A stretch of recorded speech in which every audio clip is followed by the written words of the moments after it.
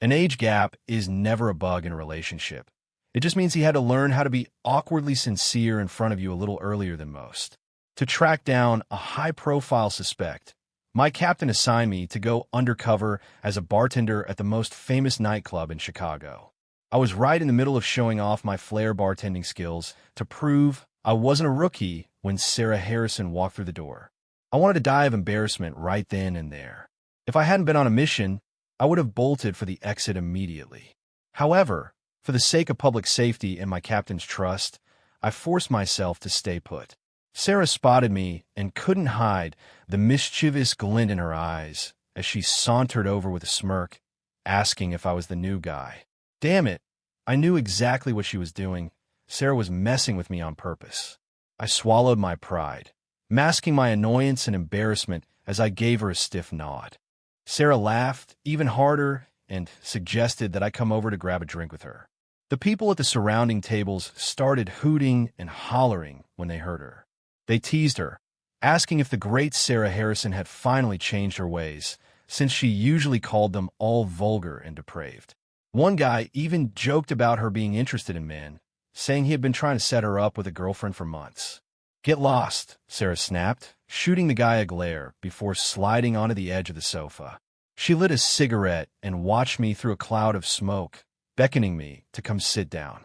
When I walked over, I realized her long legs were propped up against a coffee table, leaving absolutely no room for me to squeeze past her. I looked down at Sarah, who just tilted her head and gave me a wicked grin with that cigarette dangling from her lips. Some middle-aged guy with glasses piped up, joking that the boss wanted me to sit on her lap. Sarah was such a brat. She acted like such a perfect angel at home, but clearly she had been hiding this side of her personality. Sarah's mother and my mom have been best friends forever. To seal their bond, they basically betrothed us to each other before we were even born. However, her father took his sweet time, and it was 9 years before they finally had her, which created a bit of a glitch in the plan. By the time she was hitting puberty, I had already been through the ringer. While I was out figuring out how the world worked, she was just starting to realize how big our age gap really was. Back then, she used to follow me around like a puppy, telling me in her high-pitched little voice that she was going to marry me when she grew up. I used to just laugh and tell her that I would be waiting for her to get older. I always assumed it was just childhood nonsense, but once she stopped calling me her big brother and started calling me Morrison, I started to panic. I realized that if I didn't set some boundaries, I was going to end up responsible for her forever. My mother thought it was a tragedy that I wasn't interested, telling me that most guys would kill for a girl who was basically raised for them. Personally, I was fine with letting someone else have that particular joy. I just couldn't wrap my head around dating someone whose diapers I had literally helped change. On Sarah's 18th birthday, I made a point of showing up with a new girlfriend on my arm. After that night, she stopped making up lame excuses to drop by my house. She was brilliant, though she could sleep through every class and still stay in the top 3 of her grade in math and science. There was always a revolving door of guys around her after that. Her father and mother eventually went off to travel the world, leaving her in charge of the family business, the Harrison Group. She lived all by herself in a massive penthouse. Whenever my mom gave me updates on Sarah, I struggled to reconcile the image of a high-powered executive with a little girl who had those wide, dewy eyes. Sarah shifted her weight slightly, snapping me out of my thoughts by asking if I actually intended to sit on her lap. I shot her a look, squeezed past her into the booth, and sat down right next to her. When she asked for my name, I played along with my undercover persona, telling her that nobody uses real names in a place like this. I told her she was being a demanding boss, and that she could call me whatever she liked. I was swearing at Captain Sullivan under my breath. If he hadn't screwed up the room numbers, I would have been in the suspect's VIP lounge already. Sarah watched me with a playful smirk, her finger tracing the rim of a whiskey bottle that looked strong enough to strip paint. "Fine, I'll stop asking questions, but why don't you show me what you're good at instead?" she suggested. My actual specialty was taking down suspects with a single, well-placed blow that would leave them seeing stars.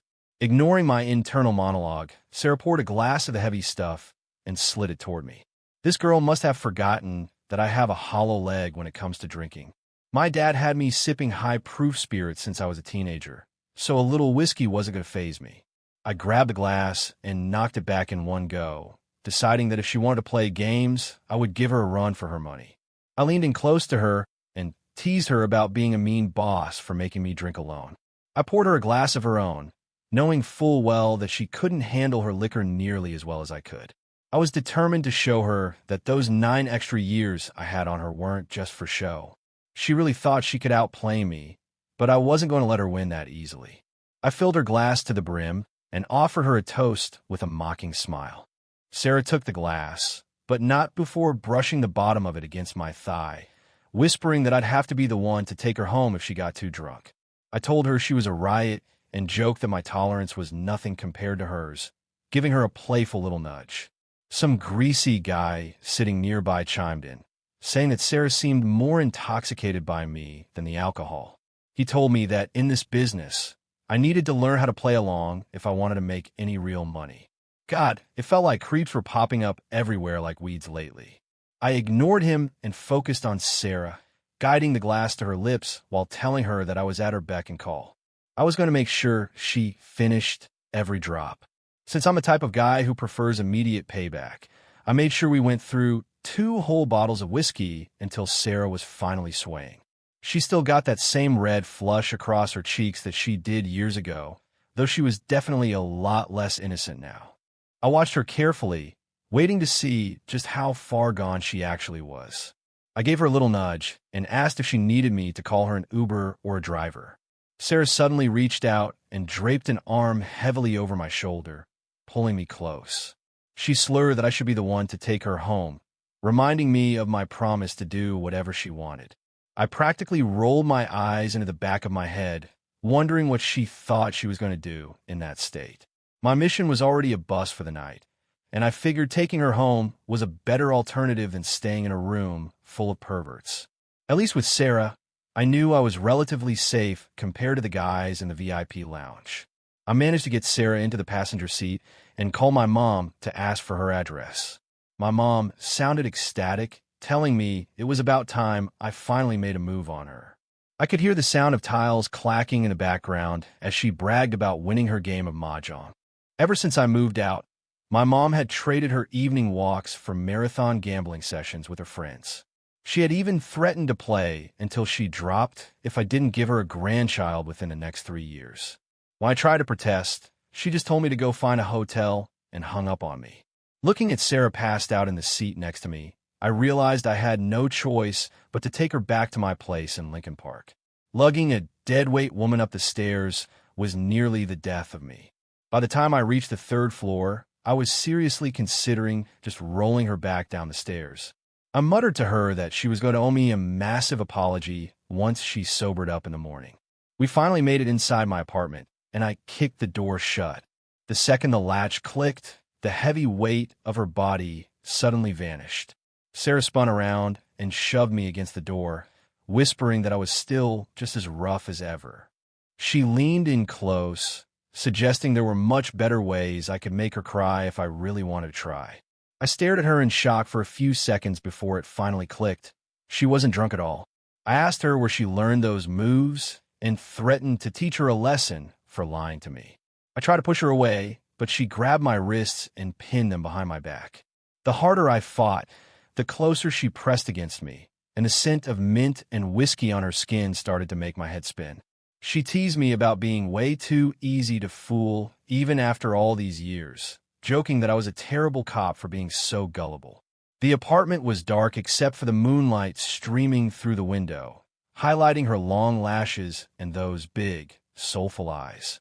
In that light, she looked like a woman, but I could still see the little girl I used to know. While I was lost in thought, she suddenly leaned in and kissed me. My brain completely stalled out, unable to process what was happening. All I could focus on was the feeling of her lips. They were incredibly soft and cool against mine. This was definitely a trap, and I had walked right into it. She didn't rush anything, just kept teasing and testing me until I couldn't think straight. By the time I regained my senses and tried to pull away, it was already far too late. Things were definitely heating up, even if we hadn't crossed the point of no return yet. I grabbed her hands and told her we couldn't do this. She just nuzzled into my neck and asked why not, reminding me that I was single now. I stammered that it just wasn't right, because she was still a kid in my eyes, which was a lie we both knew. She nipped at my earlobe, making me wince, and whispered my name. She told me that as a detective, I should be able to come up with a much better excuse than that. My mind was a complete blank, and I couldn't think of a single logical argument. I finally sighed and told her I gave up. She just gave me a satisfied little smile and told me I was being a good boy. Giving in to temptation always comes with a price, and mine was the crushing awkwardness of the following morning. I stared at the ceiling, cursing myself for being so weak. I had spent years insisting she was like a sister to me, yet one kiss was all it took for me to fold like a house of cards. I kept my eyes tightly shut, too terrified to face the reality of the situation. I tried to tell myself it was just the alcohol talking, but I knew that was a lie. Finally, I forced myself to count to 3 and open my eyes.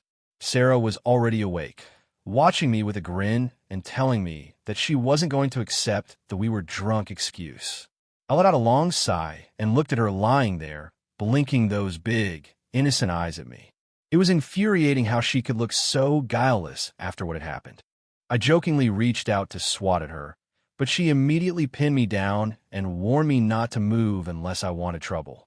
I just stared at her, wondering how many other guys had fallen for that beautiful, dangerous face of hers. Remembering my mom's gossip about her long string of boyfriends, I started to feel like I was the one who had been played.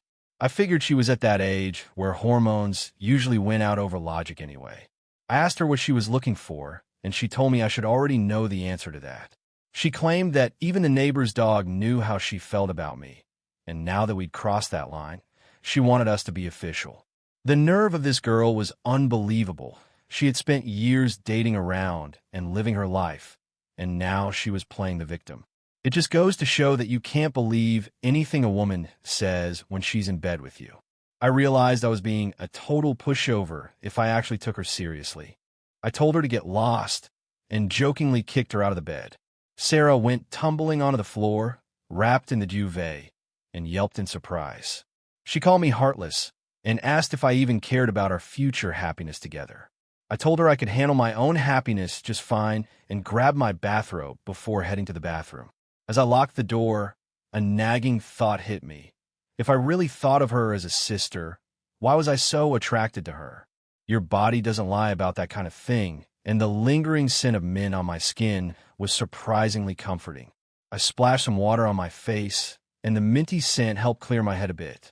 I was just starting to lather up when I heard a familiar voice from the living room.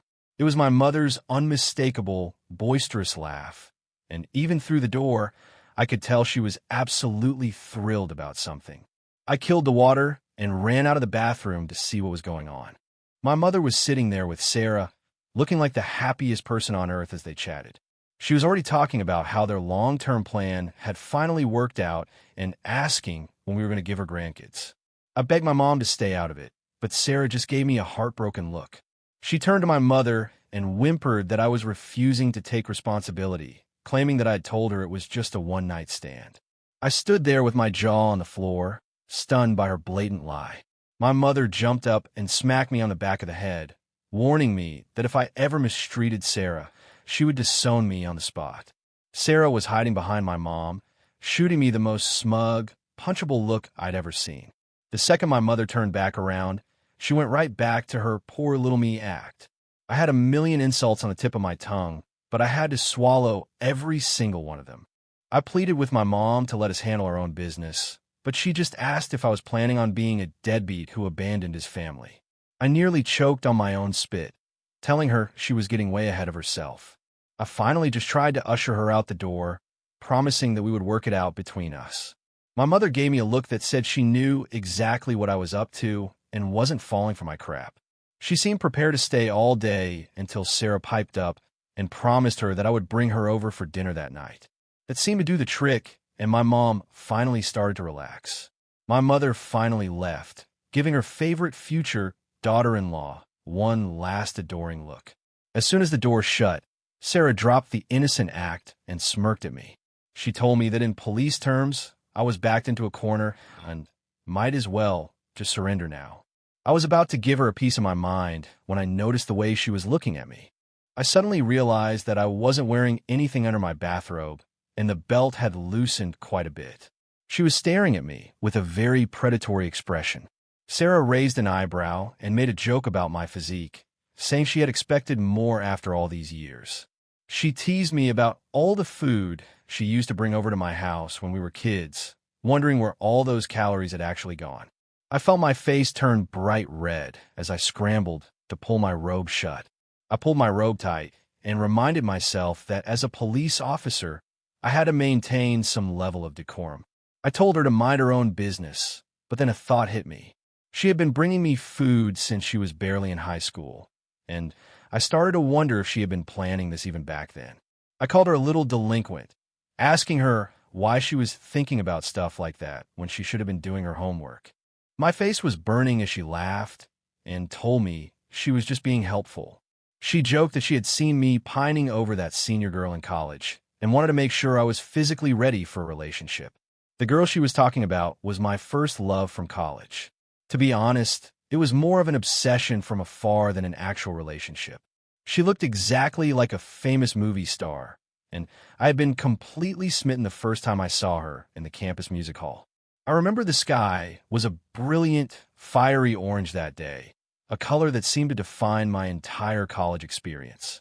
Back then, we were all so young and driven by every little spark of emotion.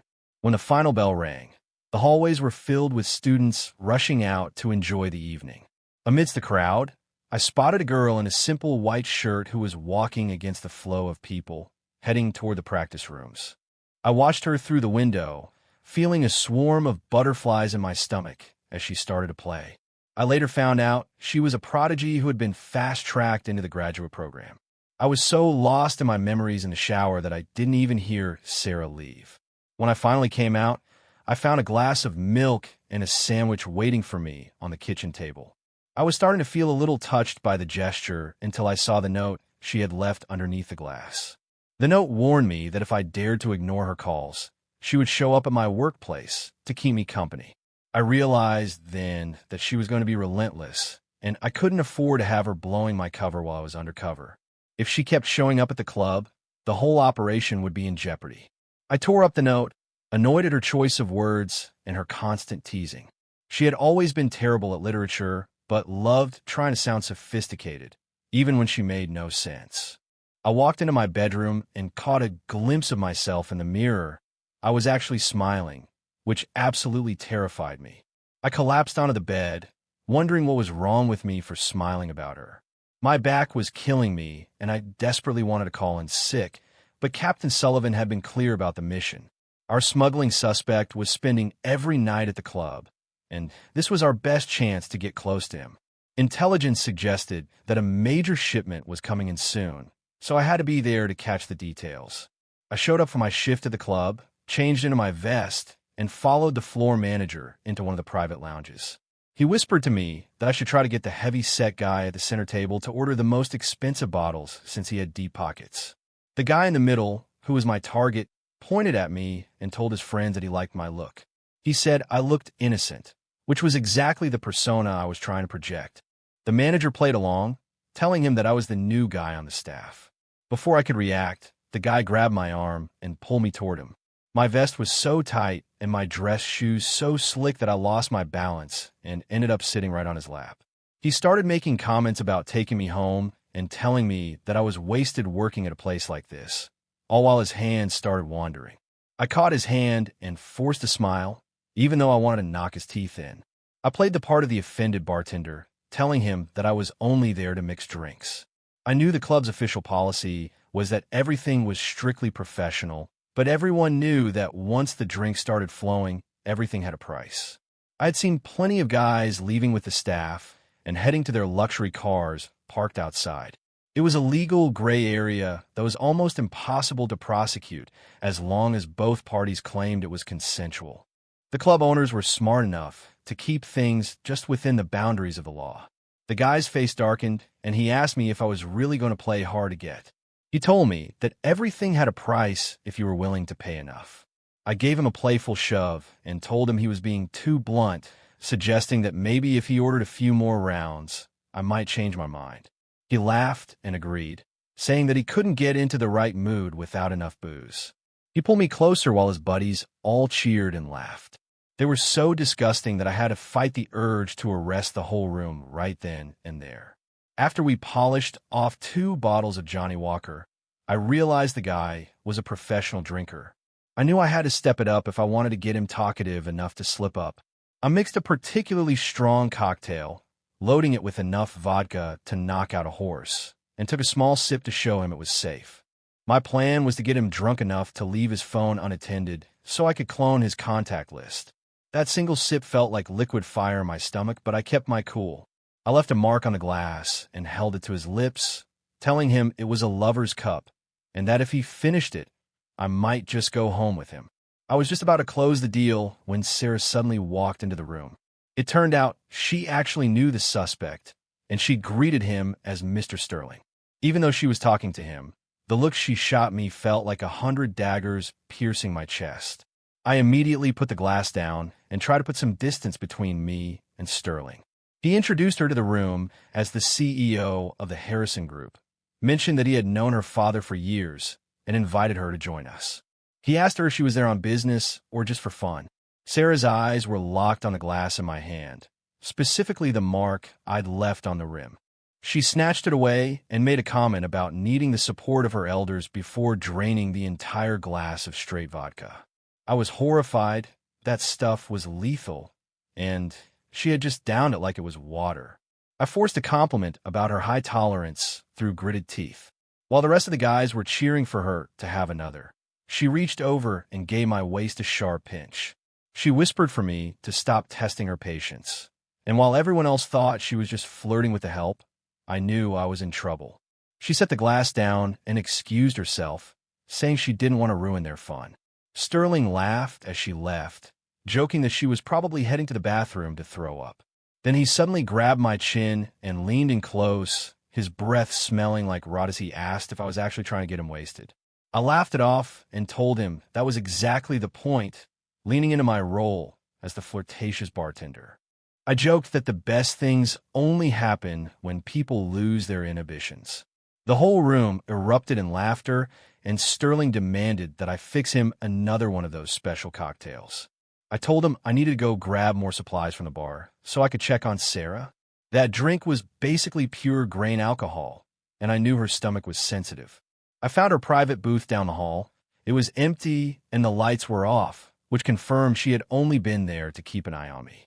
I found her slumped on the sofa and immediately gave her some water and the hangover pills I'd grabbed from the staff room. I scolded her for being so reckless and reminded her that it was a high-proof spirit, not some fruit juice. She just leaned her head against me and whimpered about how bad she felt, calling me her big brother again. I told her it was her own fault for interfering with my work. She looked up at me with her hair all messy, her face and neck flushed a deep red from the alcohol. Despite how annoyed I was, I had to admit she looked incredibly cute with that rosy glow on her pale skin. I tried to get her to take the medicine, but she refused to do it unless I made her a promise. Before I could respond, she grabbed my arm and pulled me down onto the sofa with her. I had been crouching on the floor, but now I was pinned against the cushions next to her. She made me promise that I would stay safe and wouldn't let that creep Sterling touch me. I gave her my word and tried to hand her the pills again, but she suddenly flipped over and pinned me to the couch. Her movements were way too coordinated for someone who was supposed to be drunk. She warned me that I'd better keep my promise or else, but I just pinched her cheek and asked if she was ever going to stop lying to me. She just gave me a soft yes before leaning down and pressing her lips against mine. The smell of mint and booze filled my senses as she kissed me. It hit me then that she had been wearing mint-scented perfumes ever since I'd mentioned I liked the smell years ago. She finally broke the kiss and told me to breathe, teasing me about my lack of skills. She joked that after 3 years with my first love, I still had no idea what I was doing. I told her to mind her own business and stormed out of the booth as her laughter followed me down the hall. When I got back to Sterling's lounge, he was completely wasted and singing off-key into a karaoke microphone. He was stumbling around, trying to get everyone to join him in a group hug. I noticed his briefcase sitting unattended on the table and prayed that the documents I needed were inside. If they weren't, then all this harassment I'd endured would have been for nothing. As soon as he saw me, he grabbed me and complained about how long I'd been gone, even giving my backside a firm squeeze. I was really taking one for the team on this assignment. I forced a smile and told him I was counting on him to help me hit my sales quota for the month. He laughed and said he'd be happy to help as long as I agreed to leave with him later, his hands already starting to roam again. I tried to push him away gently, telling him that it was against the rules for staff to leave with customers. He snapped and shoved me onto the sofa, yelling that he wasn't some rookie who didn't know how things worked. He told me that everything had a price and he was willing to pay it. I fell against the table and a broken bottle sliced into my arm. His associates all stood up, and one of them tried to play peacemaker, telling me to stop acting so innocent and just apologize to Sterling. He shoved a glass into my hand and told me to drink up before he called the manager. I muttered an apology, saying I was still learning the ropes, and downed the drink to show my sincerity. Almost immediately, my head started to spin and my vision blurred. I realized with a sinking heart that the drink had been spiked with something. To make matters worse, I didn't have my phone on me because of the club's strict privacy policy. Sterling mocked me, saying I couldn't even handle one drink, and started dragging me toward the exit. He told everyone he was going to take me home, and I was too far gone to fight back. He dragged me into a room at the hotel next door, but before he could do anything, there was a loud pounding on the door. A voice I knew all too well shouted that it was the police and that they had a report of illegal activity. It was Captain Sullivan. Sullivan burst in and found me sprawled on the bed, demanding to know what was going on. Sterling started stammering, trying to claim that I was actually his spouse and that we were just celebrating our anniversary. It was a pathetic lie, and Sullivan wasn't buying a word of it. Sullivan mocked his stuttering and ordered the other officers to take him into custody. Once Sterling was out of the room, Sullivan dragged me into the bathroom and started dousing me with cold water from the shower head to wake me up. He was furious that I'd let myself get into such a dangerous situation. He yelled at me, saying that if my girlfriend hadn't called the station, I would have ended up in a lot of trouble. I started to sober up under the cold water and insisted that I was close to getting the evidence from Sterling's bag. Then his words finally registered, and I asked him what girlfriend he was talking about. When we got back to the station and I saw Sarah's furious face, I realized she was the one who had called in the tip. Sullivan looked terrified as she glared at him, and he quickly told me that they had found a warehouse address in her bag that would break the case. He told me the mission was over and that I should probably leave before Sarah actually exploded. Sarah followed me out to the parking lot, walked around to the driver's side of her car, and waited for me to get in without saying a single word. I tried to defend myself, saying I was just doing my job and that I was the one who should be mad at her for lying to my colleagues. She just kept staring straight ahead with a dark expression. She continued to give me the silent treatment, so I finally just slammed the car door and started walking back toward the station. I was annoyed that she was acting like this when we weren't even official yet. I had actually been planning to tell her that I wanted to be with her, but now I was having second thoughts. Sarah jumped out of the car and grabbed my arm, her voice shaking as she told me she had been terrified for my safety. She explained that she thought I was just faking being drunk until she heard some guys talking about how they drugged me. She looked like she was ready to go back and kill Sterling herself. I realized then that I wasn't the only one who got talkative when I was upset. I decided the best way to handle the situation was just to shut her up the old-fashioned way. I pulled her into a hug and promised her that from now on, I would keep her in the loop on all my assignments. She complained that knowing about my missions wouldn't stop me from doing them anyway. I jokingly asked her why she was being so difficult to deal with and started to walk away again. I could hear her huffing behind me. She grabbed my hand and demanded that I actually put some effort into making her feel better after the scare she'd had. She sounded exactly like a little kid who hadn't gotten the candy they wanted. I knew she was right, though, because Sullivan had mentioned that her voice was trembling when she called the precinct. My anger vanished as I looked at her, and I felt a sudden urge to just reach out and pinch her cheek. Before I could move, she threw her arms around me and held on tight. She told me she understood it was my job, but she wanted me to start acting like a man who actually had someone waiting for him at home. I thought she was just giving me a hard time about safety, but it turned out she was building a whole coalition against me. She must have had a long talk with my mother, because both sets of parents started calling me and guilt-tripping me constantly. They kept telling me that they wouldn't be able to survive if anything happened to me on the job. They even used her as leverage, asking what would happen to poor Sarah if I was gone. On top of the guilt trips, she somehow managed to rent the apartment right across the hall from mine within a week. She claimed she was only doing it to protect me, arguing that it was dangerous for a guy like me to be coming home late from work every night. It quickly became clear that her version of protection mostly involved eating all my food and never leaving me alone. She was constantly coming up with excuses about forgetting her keys just so she could stay over at my place. I was starting to lose all my personal space to her. I used to think the idea of having someone follow me around like a devoted pet was kind of charming, but Sarah was proving to be more of a nuisance than a companion. She was less like a loyal puppy and more like a stubborn stray that refused to leave my porch. What really started to worry me was how her stuff was slowly taking over my apartment. First, it was just a toothbrush. Then it was an entire shelf in the closet. And eventually, her work documents were scattered all over my coffee table. She was slowly but surely colonizing my entire life. I realized then that she was using her slow and steady approach to completely take over my existence. I knew exactly what her endgame was, and while the idea of a future together wasn't entirely unappealing, it felt like she was rushing things. I tried to tell her that even people in love need some breathing room. I marched into the kitchen where she was wearing my silly Patrick Star apron and making dinner. She looked up and told me that the soup she'd brought over was almost ready. I ignored the food and told her that we really needed to sit down and have a serious conversation. She teased me about my serious tone, slipping out of the apron and wrapping her arms around me. She asked if I was starting to find her annoying, and she did it with such a sweet face that I didn't know how to respond. She always seemed to be 3 steps ahead of me, and her directness made it impossible for me to stay mad. I tried to pivot, asking her if an executive of her level actually had this much free time during the day. She corrected me on her title while I cautiously brought up the fact that we were spending almost every waking moment together.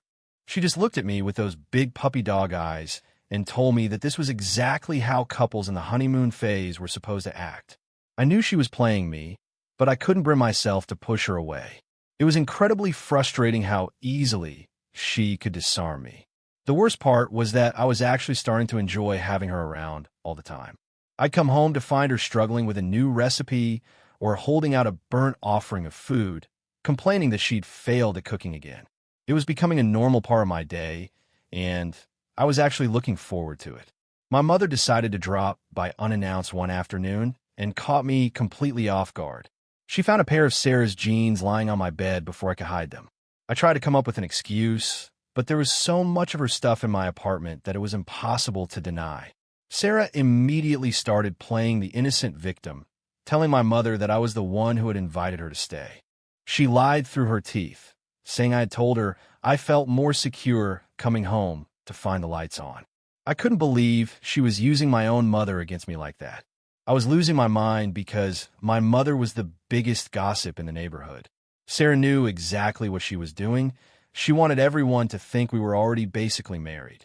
It was a calculated move to trap me. My mother teased me about my previous claims that we were just seeing how things went, even though she was clearly thrilled. I felt a chill go down my spine as I realized what she was going to do next. Sure enough, that evening she sent a blast to the entire family on Facebook. She told the whole family that she was finally going to get back all the money she'd spent on other people's wedding gifts over the years. I sat there in stunned silence as Sarah walked out of the bathroom, humming a tune. I tossed my phone at her and told her she had finally achieved exactly what she wanted. She looked confused for a second before she read the post, and I could see her try to hide her smile. She didn't even try to deny it, telling me that she didn't see the point in dating if it wasn't leading to marriage. She asked me if I was really just in it for fun. She sat down next to me and let her robe slip open a bit, clearly trying to distract me with her looks. She jokingly asked if I was planning on dumping her after we had already been intimate. Ever since we'd started dating, she had become a master of drama and manipulation, always playing the innocent in front of our parents while causing trouble behind the scenes. It was so frustrating because I never knew how to handle her. I told her that she was rushing into things and that she was way too young to be deciding who she wanted to spend the rest of her life with. Even as I said it, I knew I was just trying to push her away because I was scared. Everything was just moving at breakneck speed, and I couldn't stop thinking about the 9-year gap between us. Sarah saw right through me and asked what her age had to do with anything, pointing out that she couldn't exactly do anything about when she was born. I pulled her close and tried to tell her that I was just trying to have a mature conversation about our relationship. The age gap was a touchy subject for her, and every time I brought it up, she would get upset and I'd end up having to apologize. I just wanted us to be on the same page. To my surprise, she actually pushed me away. She told me to stop trying to use physical affection to avoid the real issue, which was my obsession with our age difference. She looked genuinely hurt and frustrated as she called me out on my behavior. I finally admitted that I was worried and felt like things were moving way too fast for comfort. She didn't say a word. She just got up and walked out of the apartment in her robe. I sat there in the silence, wondering if I had finally pushed her too far. 3 whole days went by without a single word from her. Her phone was off and her office said she hadn't been in, which sent me into a total tailspin. I couldn't believe she had just vanished like that after our argument. I complained to my mother about how immature it was for her to just disappear, but she didn't give me any sympathy. She told me to stop whining and go find my own girlfriend, reminding me that as a detective, I had all the tools I needed to track her down. I couldn't exactly tell the guys at the station that I'd lost my girlfriend and needed help finding her. My reputation would never recover. I did use my connections to get a locksmith to open her apartment door, though. I needed to know if she was okay. The apartment was empty, and there was already a thin layer of dust on the table, which meant she hadn't been home at all. I had never realized how much it would hurt to be without her. I was too stubborn to admit it to anyone else, but I was absolutely miserable. I cursed myself for being so weak and desperate for her. I was the one who had asked for space, yet here I was 3 days later, breaking into her apartment because I couldn't stand being apart from her. I was a total mess, and I knew it. Sullivan noticed I was acting like a zombie at work and asked if I was going through a breakup. I didn't have the heart to tell him that my situation was actually much worse than that. Even though I knew her phone was still off, I finally broke down on the 4th night and sent her an iMessage. I told her that I missed her and that I had never actually told her how much I truly loved her. I confessed that my worries about things moving too fast were really just my own insecurities getting the best of me. I just wanted her to come home. I curled up with her pillow and finally fell into a restless sleep. I hadn't been able to get a decent night's rest since she left, and I was exhausted. I wondered why I was the one suffering when she was the one who had walked out on me. The next morning, I was heading out for work, looking like death warmed over, when I opened the door to find Sarah standing right there.